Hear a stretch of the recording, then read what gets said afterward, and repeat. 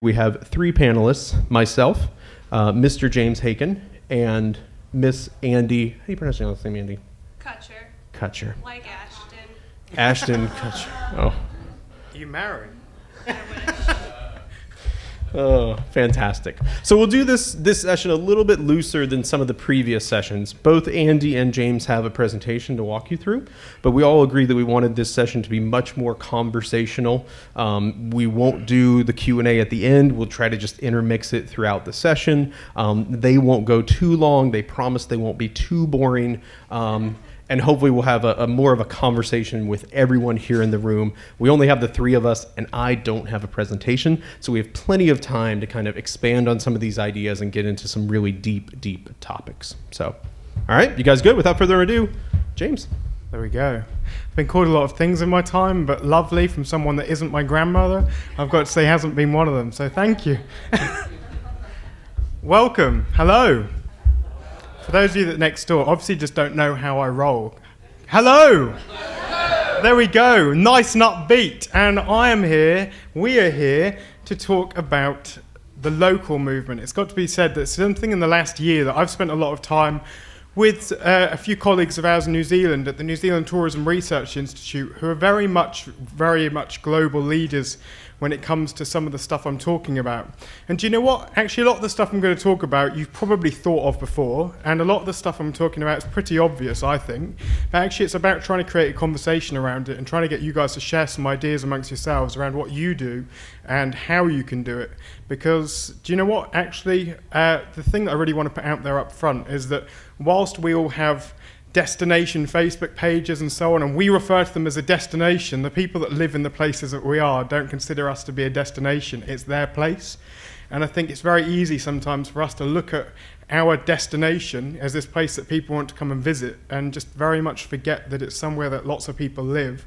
And actually, quite often we have contradictory requirements. And I really think that I have a belief that we're not, in terms of, if we go back to the very emphasis of like 4 Ps, 7 Ps of marketing, I think that we really have to look at, it's not necessarily about how loud we shout anymore, it's about our place, our people, and making sure that we really got great products. And I think that that's the real key that I want to get out today, is that if you work with your community and actually let a lot come up from the community rather than working top down, you get a lot better results. And there's a couple of things in New Zealand that actually don't really get picked up on from most of the time, but I think are really great options. So just the real bit of a basic. The world's a big place. Ba-boom. It's a human instinct to make sense of the things we see and the places we go. I mean, it's all pretty obvious here. We make sense of the world through stories. It's how we act as human beings. We tell stories, and we think about the world as stories. Stories are created by people and told by people. Actually, the stories about our place come from our local people. In terms of branding efforts, I'm not sure if I'm seeing more and more DMOs and more attractions that are locally based, looking at branding very much from a bottom-up approach, going, hey, what is it that the people in our place consider our place to be, rather than creating some snag line that will accompany. And do you know what? I originally spoke with Jake about this and said, hey, I really want to talk about locals and how we can connect with community. And Jake's response, I remember from the very first time I spoke about this, he was like, hey, look, our DMO is already commercial, James, from last year. It's all about ROI. It's all about bang, bang, bang, bang. I'm really not sure this is relevant. He's like, and if it is relevant, you have to use US examples. And I was like, hang on a minute. Well, do you know what? We're in a big world here, and examples are examples. And actually, I think it's very relevant. I think it's something that we all need to consider. And that's why it's really great that there's the three of us talking, because I'm not talking about the US, but I'm talking about it from an overview perspective. And do you know what? I understand why these sites here scare DMOs, particularly Airbnb and couchsurfing, because put your hands up if a lot of your revenue in terms of your income comes from bed tax. Of course you're going to be scared of these sites, and do you know what? I kind of understand. Do you know that I've used both those sites? But couchsurfing, I'm not really one for laying on people's couches when I travel, but I use it because they've got this coffee meetup. Has anyone ever seen that functionality on couchsurfing where you can go and have coffee with someone?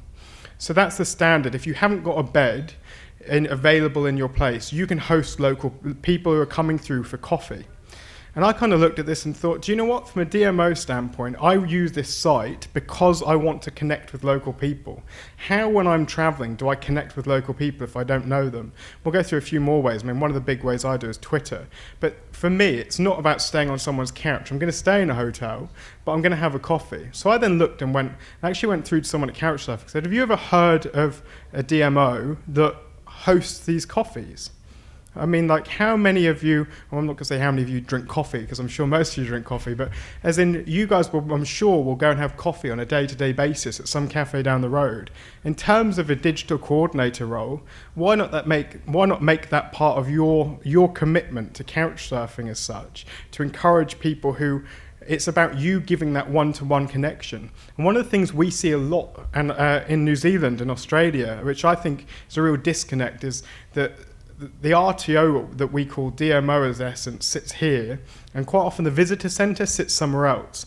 And there's this big missed point between, actually the DMO is very much about marketing and it's about bringing people to, and the visitor centre is about customer service.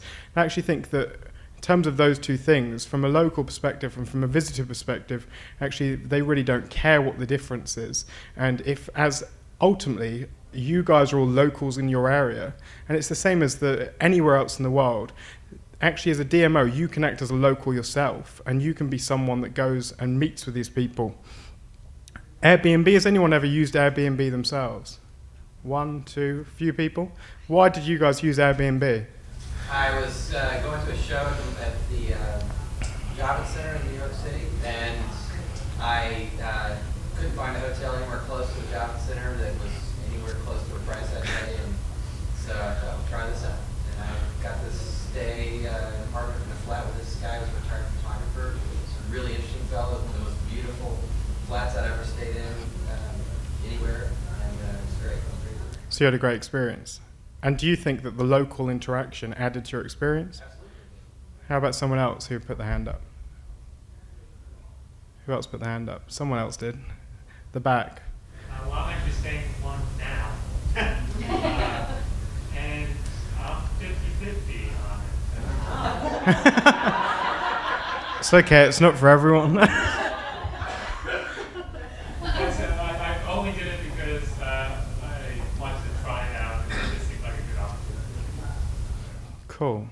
I've done it a little bit, and actually I tend to take places that are like, the reason I do it is because I travel all the time, and the last thing I want to be doing is staying in a hotel all the time, because you don't have all the facilities, and that's kind of really cool. And the other one is that you do get to meet the person at the front door who comes in and gives you all those local places to go. And on a couple of the things I want you to look at is go off afterwards and look at Spotted by Locals and Global Greeter. Global Greeter, I think, is in quite a few US cities, so you might have heard about it already. But Spotted by Locals is a European initiative, and it's very much become kind of a blogging site, a blog in essence, that's really about encouraging people to find all those little local places. And it's a lot of what we're doing in terms of DMOs and what a lot of people are now getting onto their site. I want to share this with you, and this is by my friends at the New Zealand Tourism Research Institute. And this is what they suggest by connecting the locals and the visitors together and making sure that there's that interaction and encouraging that interaction. And this can be through the information and through connecting online, or it can be connecting in real life. This is what they're suggesting, is that it's about, by doing that, you're slowing travel, means that there's less frequent repositioning. So people, particularly for New Zealand and Australia, we see that lots of people move. It's a touring, both of them are touring countries, and it slows these people down. What it does then is it means that they've got more time to absorb what they're seeing and doing, and more time to spend money, which ultimately means that, and that's all because they're interacting with locals, which makes a more authentic experience. And they've actually they found through their research that this isn't just about them going away and really having a great experience, because we know that that's an awesome thing anyway, is that they're going to, if people go away with a better experience because they've connected with a place, they're going to tell other people. They actually tell people on the road. And I've got a couple of examples of this myself in terms of my travel. about 2 years ago, no, more than that, 4 years ago now, we volunteered in Tanzania in a little tiny village. And we were in this one village, and we decided to go off and have a walk through another village. And we were in very, very rural Tanzania, and we actually got invited to someone's wedding. And this was the most amazing experience for us. And I think back to all these points that I'm going to run through here. And do you know what really stands out to me? These times are the ones that I think back to that have given me the best experience. I'm off to Banff next week, and I'm actually most looking forward to Jeff, who's from Tourism Banff and Lake Louise, is kindly offered to take us out for a day. And I'm actually ultra looking forward to going out with Jeff for a day, because he's going to show me things that I'm sure as hell I probably wouldn't have found before.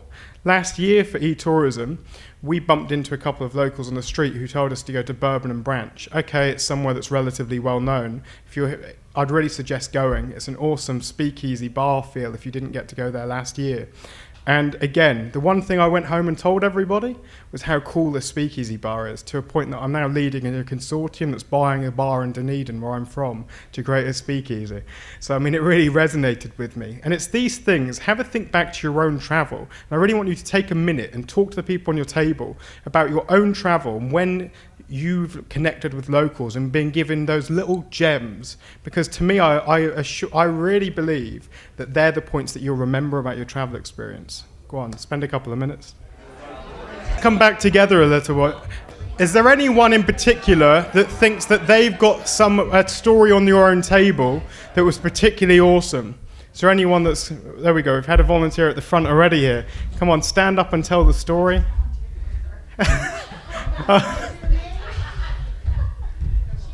Troy's running over with your microphone. Well, I was telling them that I went to, it was some DMO event a few years ago in Portland, Oregon. And apparently we were there the 2 weeks out of the year that it's not raining in Portland, and it was beautiful. And I was with a coworker, and we were walking down a street in this quaint little neighborhood shopping area called Nob Hill. Is anybody here from Portland or that area? Do you know where I'm talking about? And we're walking down the street, and like I told them, we're clearly from the South. That anybody that listens to us talk can tell that. And there was a couple sitting out on a bench in front of one of the little stores, and the lady stopped us, and she said, "Excuse me, are you from East Texas?" And I'm not from East Texas, but I'm 30 minutes away from East Texas, so I thought it was a pretty dang good catch on the accent. Anyway, we stopped and visited with her for a few minutes, and she actually had a son who lives in New Orleans and was performing there. But she invited us later that week to dinner and took us to a really nice restaurant, and we've maintained a friendship ever since then on Facebook. In fact, I followed her from a move from Portland. She's living in Tennessee now, and we've maintained that friendship. Cool, thank you very much for sharing. And do you know what that really stands out to me is being people connect with people, and people don't connect with brands, and people don't really connect. And we keep hearing this from a Twitter, from a Facebook, social media. It's about showing personality through, because people connect with people. And there's a few other examples, but I think that was much better. I'm going to talk about this a little bit, and this is actually something that I thought was really cool. A few of the guys from the New Zealand Tourism Research Institute believed that actually one of the major things that they wanted, and we all want as DMOs, is content. Who wants content? Put your hand up. Of course you do. We all want content. And it's like, well, how do you... and they use the word extract to begin with, and it's no longer about extracting content, because it's not about using these people. It's about embracing and making sure that you're creating a community. And one of the things that they found is that actually a lot of the people with the cool stories about your destination are the ones that aren't using social media. Although this was a few years ago now, I mean, we still got this point where it's actually about accessibility to the and being able to then share that story in a way that can be shared online. So they believe in this, which is community web raising. How many of you regularly go out to your community and ask them for content? And how do you do that? We initially did it through Facebook, but then it became, just speaking to every ladies' garden club. So it's through garden clubs and Facebook, and yeah. And how have you found the stuff that's come back from that good content? We have some amazing champions who just spend incredible amounts of time uploading photographs and just exciting. They need to cover things for us, like they're little local reporters almost. It's cool, and I mean it get them involved in your community. And what's really interesting is that this was done in a little tiny place in Southland, in the very, very, very south of New Zealand. And we're talking, Kevin will concur for me, this is a place that generally visitors don't often go. And we're talking a place that's got a population of, I think I read, 3,600 people in this whole area. So we're talking very, very small population. They had 55 participants from tourism, business, school and residents, and their big push was to help these people use video cameras, podcasting sessions, and they gave them all this equipment. And actually they partnered with camera companies, they partnered with local schools, they partnered with the radio station that already had this equipment, and they just gave them the tools to be able to tell their own stories. And at the end of this, they had, see here, 163 contributions, of which there was only 5 that didn't have digital media in some form in terms of video, didn't have podcasts, and it ended up being that, and we're talking such a tiny, tiny population here. So, I mean, this isn't somewhere like a city, this isn't even really a town, it's a rural community. And they reckon that 54% of local businesses told them at the end of it, they've got direct business from the content that they shared. And I mean, this is I really wanted to share this, and a lot of you might not think it's relevant because it's such a small place. But if such a tiny place can do it just by giving this and giving the resources to do it, I think it's a really, really great example. This is something that I've spent a lot of time on. Has anyone hosted tweet ups? And how do you guys find the tweet ups? They're great. You get to know people that follow in the community. Cool. So getting to know people and the community, and I think this is the key to me, is we've all got some really key influences in our local community. And do you know that I actually see all the time DMOs all over the world, because I'm very, very, I'm on Twitter very often, who try and put these competitions out, put these competitions out, and it's suddenly about paying people to be their ambassadors. So, and people are paying vouchers, and they're paying all these other things. Sorry. I love that idea.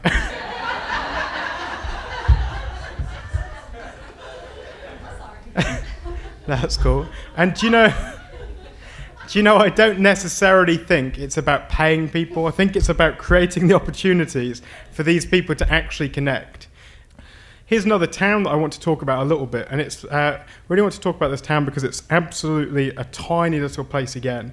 And when we're talking there, what's that? 11,000, 13,000, a population of 13,000. And do you know what? I think I'd really like you to go away and have a look at Oamaru as a town. And the reason I'm using it is because they have $200 and something thousand as a budget, of which 2/3 of that goes on staffing. They've never ran a campaign digitally, and as a RTO, they've really done very, very little in terms of thought out strategy around online. But you know, the digital coordinator there really, really embraces that local community feel and actually gets out and about with the community and is constantly sharing things on, she's sharing stuff on Twitter, on Facebook, and has really created this place now where the be-all and end-all is that the South Island of New Zealand, after the earthquake about 18 months ago, has been very, very badly hit in terms of tourism. We've seen a decrease in numbers, and we've actually, with absolutely no investment, by helping the community in developing what there is they're doing, and they've got this big thing called steampunk, and it's now become like the steampunk capital of the world, supposedly, Oamaru, and they have these annual groups of people from all over the world that come to Oamaru, and at no point did the DMO ever get involved in trying to support necessarily in terms of financially, but she kept on helping and supporting from a non-financial perspective with this event. And it ended up being that they've bucked that trend. So they've actually increasing while the rest of the South Island is decreasing. And do you know what really, really stands out to me? You go to this destination And every single person there, no matter whether it be the B&B operator, whether it be an attraction, or whether it be someone on the street, first of all, welcomes you. Secondly, thanks you for coming to their destination, is ultra proud. And if you ever search Oamaru on Twitter, you've generally got a very, very active population of people online who are very, very supportive. And that's not through being contrived, it's not through giving people money, it's literally by getting out of that office, her spending time, her dressing up in random leather outfits. That is the way that steampunk works. And now you've got a town population that all of them, when they run steampunk, we're literally talking they've got 7,000 people that will go out and get dressed up in this random leather steampunkness. And it might sound really random, but it's actually it's created this amazing opportunity for this town that otherwise would not be a general place that would be visited. I've just got a couple more very quick bits to push. I don't know whether any of you saw this from this hotel. The hotel here offers this Golden Gate Greeter program. And I'm sure there's other hotels that do the same here, but you have to be a resident of the hotel here. Check it out online. So you go online and you see, and it actually will offer you the opportunity to connect with a local person, and that person will take you on a 2-hour walk. And there's no charge, they don't want money, they actually have just found people that really want to show people around the local area. There's no car involved, so there's no cost to the person, and it's not members of staff. I checked with them in the lobby and had a chat with someone here. It's actually about them connecting local people. And again, I think that, and some of the things and how I saw this, because it's not on their website, and I'm not staying here, I'm staying somewhere else through Airbnb. No, I'm joking. The reason I found this was because on TripAdvisor, there's quite a few comments of people saying how awesome it was to have gone out with these Golden Gate greeters. So again, it gives you this awesome opportunity to see how that can work. I'm really going to finish up now. I'm going to pass you over to the more important the US examples, from Jake's perspective anyway. And I'm just going to really leave you with the takeaways that I think consider what influencers are already doing in your community and how you can work in with them. Again, really don't try and make it too contrived. Really make sure that you're giving them, you're joining in with what they're doing. Set up formal touch points with the community from the DMO. Use this opportunity to update these people, but not in the way I talked about. Let's actually update these people by taking them out to an attraction to do these things. These people are already in your community, already doing lots and lots of things. And I think that point, the next point there is really important. Use, don't exploit. Don't see this as another way of marketing your city. Actually see it as something that needs to happen and consistent. And one of the first slides that I missed there is that, to me, this isn't about campaign. This is about ongoing connection with your community. Do you know, the one thing I walked away from last year, and the one thing I'm going to walk away from the session so far today, is how very different DMOs in the US are compared to DMOs in Australia and New Zealand, because a lot of what we've listened to has been about campaigns, and it's been about how we create these situations. And it might be because we don't have a huge amount of money in comparison in terms of our budgets, but we're not that campaign orientated in terms of New Zealand, I'd suggest. It's very much about how we can continue to integrate in terms of not just community, it's about creating a community. Another one, how many of your digital coordinators leave your office in terms of getting out and about with the community? How many of you think that your digital communicators ought to be getting out and about with your community? To me, how all of you are going to have iPads and iPhones within your destination. If that person's sitting at their desk more than 3/4 of the time, I think you're doing it wrong. I really do. It might seem really obvious, but how about getting up, going and doing stuff, and getting involved with community and tourism activities, and actually being out and about in the community? To me, that's how you're going to see what's really happening, and that's how you're going to create this awesome relationship. And that's how, ultimately, you're going to be able to connect locals and visitors, is because you're going to inspire and create a situation where your locals want visitors and want to interact with visitors themselves. Upskill your community and give them the tools that they need. Whilst sites like Airbnb don't add to room tax, they still add to your local revenue and the local economy, so don't overlook that. Remember, people are a fan of your place, not of your brand. This is something that I think I've been told by DMOs before, that Facebook, they do not want as many locals on their Facebook. They need a higher ratio of visitors to locals on their Facebook page. I've looked at every DMO site in terms of New Zealand and see that the local people are the ones that go back and give the suggestions. Encourage those locals to come on board, because actually they're the ones that are giving the real push. And the other one, the most important one from maybe in your respect, is about there's new funding opportunities. Do you know, as soon as you start involving your community in these things and creating community content, you've got huge amounts of opportunities beyond your current budgets. You've got opportunities from community trusts. You've got opportunities from other big trusts. That's all I want to leave you with, and I'm going to hand you over to the other guys, but I hope you found some of that useful, if only just to inspire. Thank you. So I'm just going to jump right in, and I am actually talking about a campaign, although I do completely agree that the local engagement has got to be ongoing and consistent, and something that you are considering in every step of your strategy. So what I'm actually going to talk about is a case study that we just completed this Monday, so some of the numbers are not actually finalized. But it's the Be a Tourist in Your Own Hometown campaign that the New Orleans CVB does every year. So first I want to tell you a little bit about my company. I don't work with the CVB or for the CVB, well, I work with them, but I work for FSC Interactive, which is an online and interactive marketing agency in New Orleans. We are all women.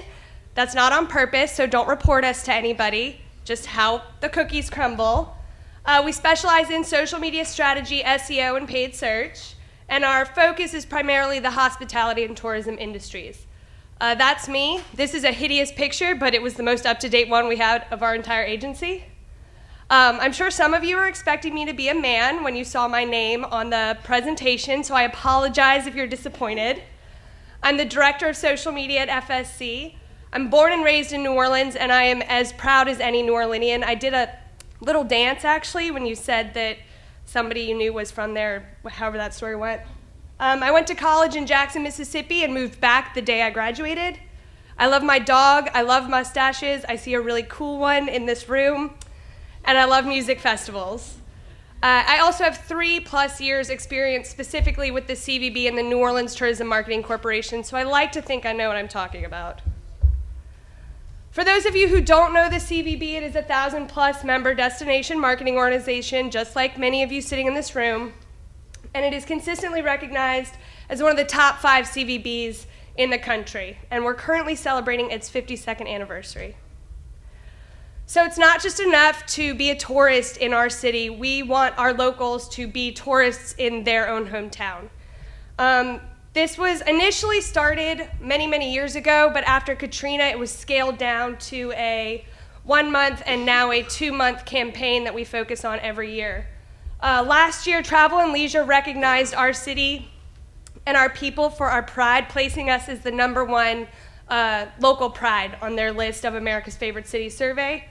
We're constantly recognized on a national level as a culturally authentic destination. How many of you have been to New Orleans? Isn't it the best? Historically, the summer months are really low for us with out-of-state travel. If you've ever been to New Orleans in the summer, that's because it's hot as hell, like melt your face off hot when you go outside at 7 a.m. So we recognized an opportunity to really focus on those few months to encourage the locals to get out and experience the city like they would never do because they're locals, and sometimes locals think they're better than the tourist attractions. So the goals of this entire campaign, increase restaurant sales through culinary, which is the restaurant portion of Be a Tourist, increase summer attendance at summer festivals, increase sales and attendance at local attractions like swamp tours and cemetery tours and things like that, help fill the empty hotel rooms with staycationers, and then specifically, and this is where we really came in, grow the New Orleans CVB online brand, specifically on Instagram, which had just launched, and the overall social influence. But at its root, what we were trying to do was remind locals why they love New Orleans and why they should be a part of promoting the city to those that aren't lucky enough to live there full time. So what did we use? We created a custom microsite for Be a Tourist. You can still go see it. It's touristathome.com, and it's pretty awesome. We had special social media messaging, obviously, across Facebook and Twitter and what have you. And then we created the Be a Tourist NOLA Instagram contest. If any of you were in the session next door that sort of stopped for 15 minutes, Ashley was talking about what Instagram is and why it's important. The most important thing for us was that people love sharing photos, and they love sharing photos of New Orleans, so why not get them to share those photos specifically with us? I hope you all appreciate that I actually Instagrammed that image before I included it in this presentation.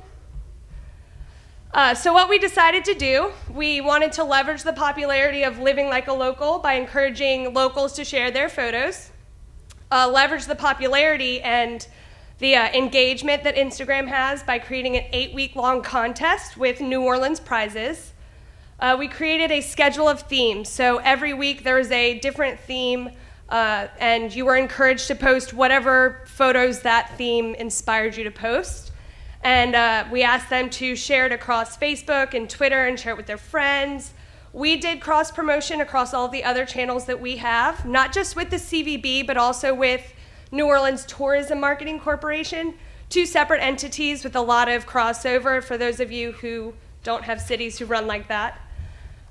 And then ultimately use those local photos to further drive future visitation from out of state.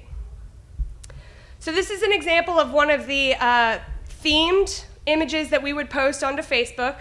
You can or onto Instagram and then Facebook and then Twitter. It encourages you to post a photo of a cocktail. It tells you really simply in 6 steps what to do and how to do it, and then where to go for more information. We watched the photos roll in. I just checked, and there's over 15 more photos, and this contest ended 2 weeks ago. So we had a lot of really, really pretty things come in. And then we would choose a random winner. We did this completely. It wasn't up to us, picked a random number off of a number generator website, and we got a lot of really, really nice looking photographs. We would announce the winner and then the next theme every Monday, so people were encouraged to not only share their photos and win things one week, but share more photos and win more things the next week. Additional support, we had Facebook, we had a cover photo and a tab. We posted all of the winning photos, and then, I don't know if you can see those links, but it says you can vote for this photo for the Staycation Grand Prize. We gave away a huge staycation package at the end of the 8 weeks, and where you could vote for it. Twitter, we posted all of the winning photos again to Twitter with the same sort of messaging. And Pinterest, we had a customized Pinterest board with all of the themes and all of the photos, and shared the same exact messaging with certain hashtags. So after 8 weeks, we had collected these 8 beautiful photos that we had chosen as winners, along with countless other photos that were just gorgeous. And we shared those 8 specific photos and encouraged people to vote on one grand prize winner. This was up for a week and just ended Monday. And I think the person who won was the History, which is that photo of St. Louis Cathedral down at the bottom. It's beautiful. We had over 1,360 photo submissions specifically on Instagram. There were over 118 uses of the hashtag on Twitter. We doubled the New Orleans CVB growth on Instagram in the contest period. So we went from having like less than 300 people to having over 600 people. So it was really a phenomenal amount of growth in a very short period of time. We had over 492 Instagram interactions, so people who liked it, commented, and did other things. We had 382 tab views on Facebook, and then just under 300 total votes for the final winner across all of our channels. So how we did it was Instagram, Photoshop, Short Stack. For those of you who don't know what that is, it's a Facebook tab builder, and our other channels, Twitter, Facebook, and Pinterest. And the total cost, with the exception of the retainer that they pay us every month, was completely free. That's the best part. So this is how to find me, if you have any questions, and that's how to find us. Now I think we're doing just question and answer, so the end of me.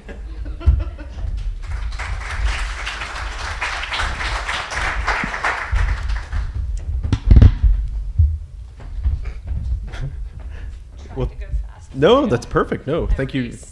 Thank you to Andy and James. So as most of you know, I own my own consulting firm, and unlike Andy, I work with all men, just myself, which is convenient. So just a brief background on me. I don't have a presentation, so no danger of having any technology challenges.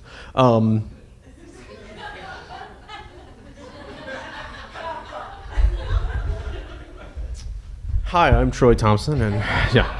So I just wanted to add one thought here before we do the Q&A with everyone, and James and I talked about this a little bit in the beginning. I think as DMOs, we come into these sort of situations when we talk about local knowledge, local perspective, and it's such a nice buzzword for us, right? The agency comes in, live like a local, let's get all this great local social data. Everyone's out there tweeting and Instagramming and Facebooking and Pinteresting. That's a word too. Pinteresting all of these great things about our community. And as a DMO, we have a bit of an umbrella mentality, right? We want to suck all of that knowledge into one clear statement, because that's what we do. We represent the entire community, whether it's hotels or whatever, in one single message. We put out one message in a TV ad. And I think that's challenging when you get to local knowledge on the social level. When we start talking about getting local knowledge from individual people, they're individuals. They have an individual message. You can't synthesize it down to just one single message. So rather than just try to focus this into a single message, I would advocate, maybe we should move ourselves out of the way and really build the social infrastructure required to promote these people. How fantastic would it be if the lady that you talked about from Portland on the street, if Portland found her and really started promoting her as an expert to follow in Portland? And I'm sure some destinations do this, and we have some examples of some of those, but I don't think enough destinations do it. I think destinations like to think of themselves as the local expert, when really we need to be promoting the local experts that live in the community. So I'll leave you guys with that. Let's do some Q&A. We've got 10 minutes left. Very nice job, guys. Good job on timing.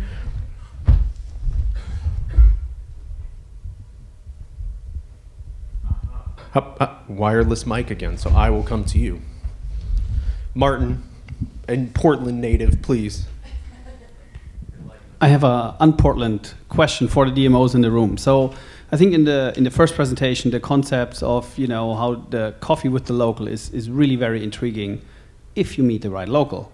There is DMOs out there. So Visit Sweden is experimenting with some of that stuff where you can go and meet somebody in Sweden.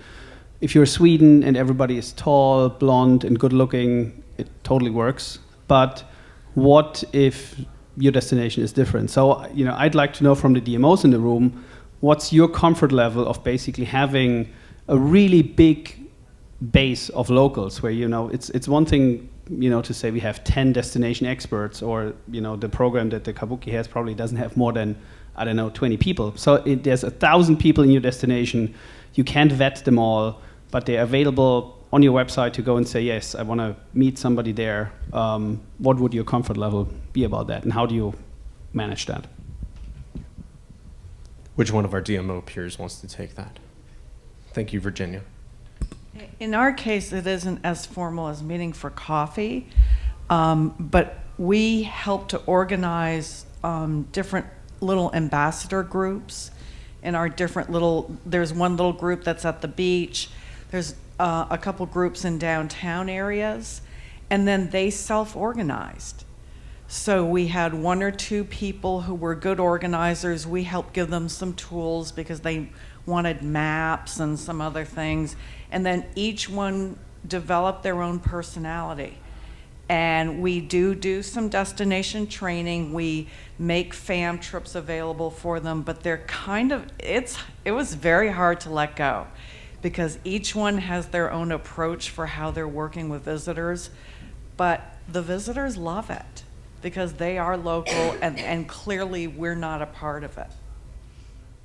to me, that's what I think is really important. It's not, to me, it's not about it being contrived. It's not about us creating an ambassador program. I think it's about letting people connect. That's why couchsurfing, I think, works in its raw state, is that there isn't any vetting of any kind. Yeah, you're being vetted against your credit card, so they know that that's your name. But I mean, it's about being real. We want to see the real place, and I think that that's what I really like about it. Is it isn't a manicured version of a place. I want to get the nitty gritty. And I think that's the tough spot for our DMOs in the room. We've worked very hard to position our destination in a certain light, and then to have it come back to us, especially with all the social and digital stuff, where now that image that we've worked so hard to build up can change very quickly based on an individual person's perspective. Where before we didn't see all of those perspectives, so they didn't have a voice, so we didn't have to deal with them, and now they're all on Pinterest pinning photos of our destination, and we can't stand it. So. Who has a question? Please. Hi, Seth Spillman from Oklahoma City. We just recently launched a Certified Tourism Ambassador program, which is a nationally recognized program. Any other CTA? Yeah, all right, good deal. So we just started this, and part of that whole ambassador program is recognizing that people are interacting with locals, whether you're controlling it or not. And so what we were having is cab drivers that would give just wildly inaccurate statements about Oklahoma City, scary stories about the weather, or just wildly untrue things about our history and where to eat. And a lot of that program is not trying to control the message, it's just giving them basics of when somebody asks you where to eat, it's not where you would necessarily want to eat. Don't assume anything about that person. It's ask them basic questions to get a little bit more information and then guide them in the general direction. So again, it's not trying to control the message, but recognizing that people are out there controlling the message whether you are or not, and trying to give them the information that they need to be good ambassadors. When I think about that, and when you talk about the taxi cabs, I wonder, since this is a mobile session, we sat through a bunch of the sessions earlier today and we talked about responsive design and building a mobile app and building an iPad app, and we're all thinking about consumer, but why hasn't a destination built an iPhone app for all the taxi drivers in your town? Or for all the concierge? Like, why are we building only things for the consumer? Why do we not build a GD iPhone app for all the taxi cab drivers so they find this info out? Are you building one? We are. I read your blog, thank you. And are you his consultant? Do you work for these guys? Actually, in our first session, like I said, we just launched this like a month ago, and our first presenter for our first person that put on the session for us owns the Bricktown Water Taxi, which any of you have been to Oklahoma City. Bricktown is the entertainment district. We have a canal running through it, and this person runs the boats that are on the canal. The people that run those boats are some of the most notorious for saying wildly inaccurate things, and this is a tourism destination within our community. And so one of the things that came out of that session was we're looking at app development, but really what we need is an app that we can put in the hands of people like his boat operators or front desk hotel people that can have it just up. And that's an opportunity where going to a mobile site really won't do. I wasn't in the apps versus mobile session, so I don't know if this came up or not, but that's a situation where Wi-Fi might not be best, or getting on that mobile site might be a little clunky, but if you had it in app form, it's just boom, right there. So yes, read your blog. He read it as well and forwarded it to me and said, does this look familiar? So yeah, we're on that. I think taxi drivers are a global issue, honestly. Whoever's making that app, let's resell it all across the world. Well, thank you. Martin, and then we'll... So Troy, just to answer your question, why are not more destinations having a taxi app? I did a session at DMAI about locals, and for that we went through the 25 largest city CVB DMOs in the United States and looked at their mission statement. There was one that mentioned locals in their mission statement, that was NYC and Company. Everybody else's mission is to drive room nights by getting people from out of town and creating bad tax. Give you another example. We had a meeting with Vice President of Sales who said, we are not interested once people come to our destination. So I agree with all the concepts, but I think the mission from what a DMO does to how it trickles down to the local level is not always aligned. Yeah, and I would absolutely agree with that. I'm sure everyone in the room is nodding their head that as well. But I think there's some external factors that are going to force us to make one of those decisions. Like we either go back and restate some of our goals and include the local, like we've been talking about, and make it so we can build these types of applications and provide these types of services, and it will answer our goals, or we slowly wither and die because we can become irrelevant. So, final question to Jeff. After you can follow that comment. Yeah, right. Well, I was kind of curious on the ambassador program. If there's the ability to connect the visitor with the right local for them. So, if I'm looking for raging nightlife, I don't want to get connected with the garden club and vice versa. So I was just curious if anyone kind of used any. I'm just saying, is there any way to like kind of filter who you're connecting with who, or just techniques for kind of running a program like that? And you thought my comment was the best comment. That's funny. Any thoughts on that? I'll get to you, Kate. Well, you could, how you create different itineraries for different types of visitors. I mean, for our destination, we have people that come just for the beach and people that come just for the arts and culture. Some people want to come just for the nature side. So if they're kind of connecting to someone like them with their likes, almost like a itinerary, I think would be helpful. Thank you, ma'am. Thank you. Hi, I'm Kate from Travel Oregon. We actually have an ambassador program as well, and the way we've been connecting folks on our website is you can connect via topics, a variety of topics that we kind of pre-identified, and then our Ask Oregon excuse me, I get a microphone, I get really nervous and talk fast, but anyway, our Ask Oregon experts are also, they're local, they are organized by topic or even by region a little bit, so you could either go straight to them and get that information that way, or if you're going through the various topics that we post on the site, you can get information that way as well. So we've helped try to curate that a little bit by giving people the tools by topic or by person to connect them with the experts on whatever it is they're interested in, if it's a place or a thing. So anyway. Thank you, ma'am. And thank you, everyone. We have officially reached time. I told you this conversation was going to get good. A round of applause for James and Andy. Thank you both.